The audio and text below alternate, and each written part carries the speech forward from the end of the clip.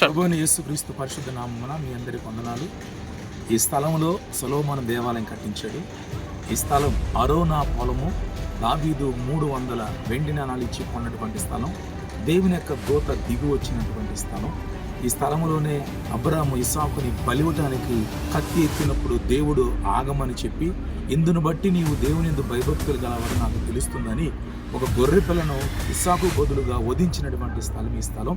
ఇదే స్థలంలో రేపొద్దున యేసు ప్రభు వారు వచ్చి ఈ నూతన దేవాలయం నిర్మించబడినప్పుడు ఇక్కడ కూర్చొని ఆయన పరిపాలన చేయబోతున్నాడు.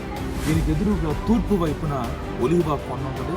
ఆ ఒలీవ కొండ మీద యేసు ప్రభు వారు దిగి రాబోతున్నాడు. సో ఇక్కడ తూర్పు, ఇది అతి పరిశుద్ధ స్థలము, అలాగే పరిశుద్ధ స్థలము, ఆవరణం, ఇలా 3 భాగాలు ఉన్నాయి.